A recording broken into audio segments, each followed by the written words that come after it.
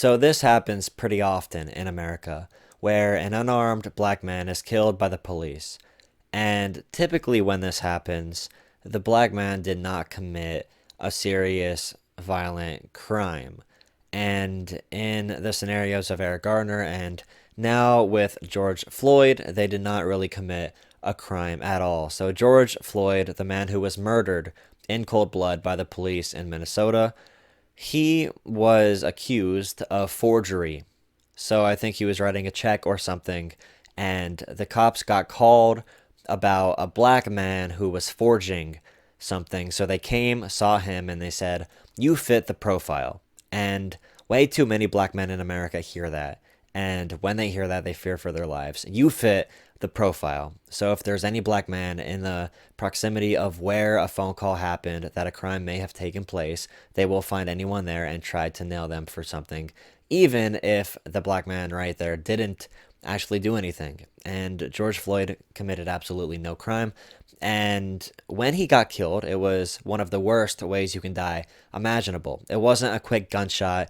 It wasn't an accidental, it wasn't a blurry camera on an officer. This was a man pressing his knee down on his throat while George Floyd suffocated. And when you suffocate like that, your organs slowly die, your tissues start to die off without oxygen. He was on the ground screaming, pleading, "Please stop. I can't breathe." Yet again, just like Eric Garner, "I can't breathe. Please get off me. My entire body hurts." The video is absolutely heartbreaking. But this cop, who has a history of shooting civilians and killed a person before, who also was not white 10 years ago, or in 2006, so around 14 years ago, this cop put his knee down and did not let up. As the breath left George's body and he suffocated to death at the point where he was beyond recovery, because obviously things start to fail when you can't breathe. And I see a difference with this entire situation compared to the many other times we see unarmed black men being killed.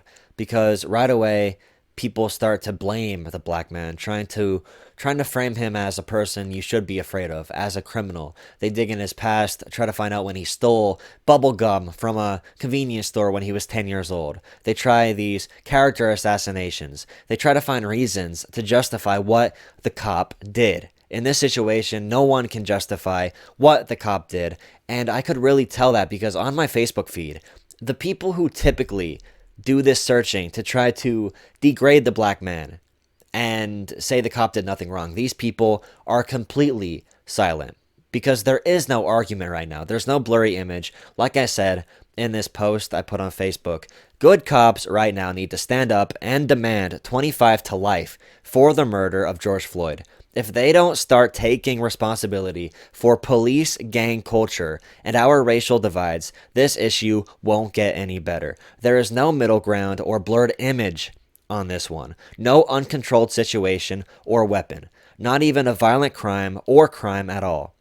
I want to see you just as mad about it as the black community is. Some common humanity would be great instead of constant bickering behind the scenes about how the problem isn't real enough for you. This is not just a race issue. This is also a policing issue that all of America has. Our police force is militarized in America. They are an authoritarian force that has major political pull, which is one of the reasons politicians are scared to even say the words police and murder together. If you look at all the politicians' statements from Klobuchar to Elizabeth Warren, Kamala Harris, they don't say police and murder. They say killing of a black man, innocent black man. They don't say cop. They don't say anything but man kills black man accidentally. And they really remove the police culture away from that and give them a pass. When in reality, police in our country act like a gang.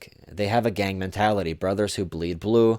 It's really a big deal. And this enormous pull and all that means they get to slip through certain cracks. We need to rein that in. All these supposed good cops, I understand many cops do their job great. They would not do something like this. But if you are a good cop and you remain silent, that is one of the biggest actions. You are the person enabling the bad cops, because as a good cop, you're not changing the entire system that needs to be fixed.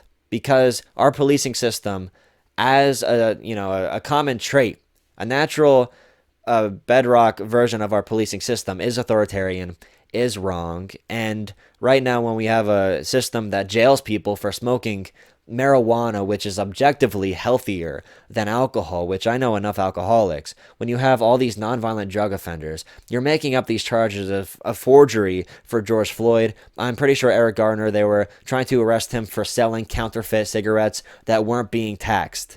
That's the pull they have. They could make shit up and not be held accountable for it. So if you're a good cop and you're not calling that out, don't call yourself a good cop, because you're the reason this is happening. You're the person who has the propensity, who has the position that could make this change. But you aren't stepping up. You aren't making a difference. We could yell as much as we want about how we want things to change, but unless if people inside the broken system decide they want to help fix it, nothing will ever get better. And this will happen over and over and over again.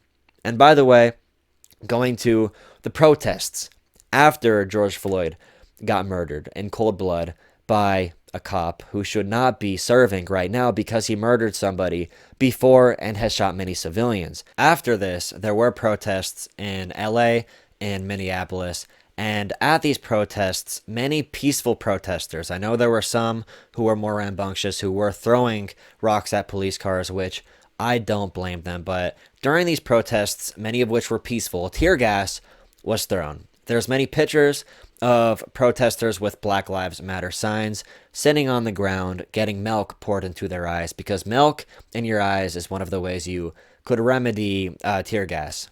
Milk in your eyes is one of the big elixirs for that. And thank you for the people who are bringing that to the protests. Thank you very much for helping the people who are trying to lead this fight for justice.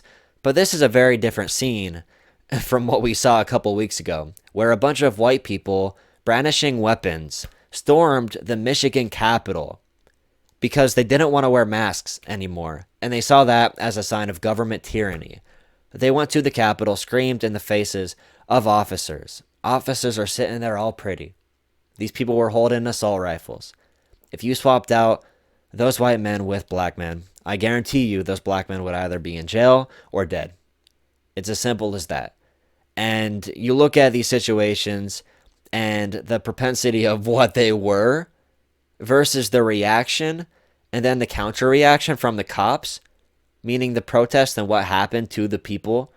It's absolutely disgusting. And this is being shown out right for everyone to see. And like I said, unlike all these other things, we're seeing it happen.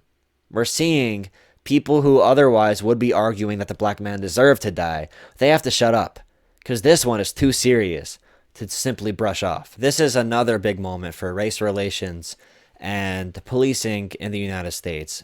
So I expect to see many media outlets try to find reasons that George should have died. And I hope when you see that, you push back as hard as you can. These character assassinations will come. And for the cops who were involved in this, and the man who held down his throat as he was begging and pleading, he needs to get at least 20 years in prison. The sentencing for first-degree murder is, the typical classic 25 to life. He needs to get at least 20 years in prison. And he needs to be held to count for what he has done and the mark he left on this world. Multiple offenses as well.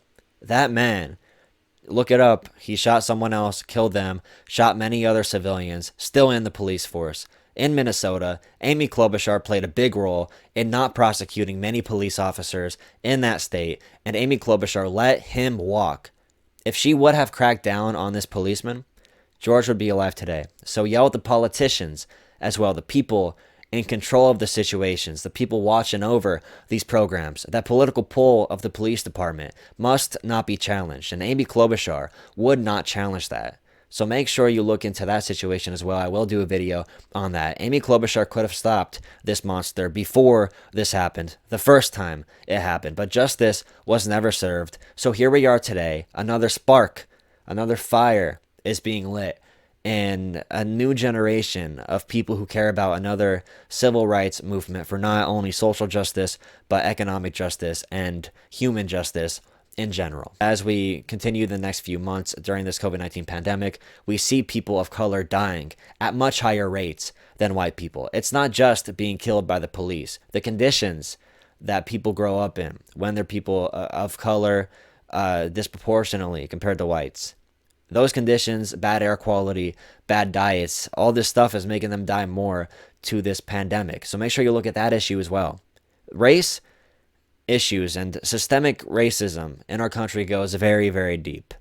And I'll do a bunch of other videos on this topic because I'm pretty fired up now. But for now, leave your comment down below. Let me know what you think about the entire situation. How pissed off are you? And what are you planning on doing to help the situation?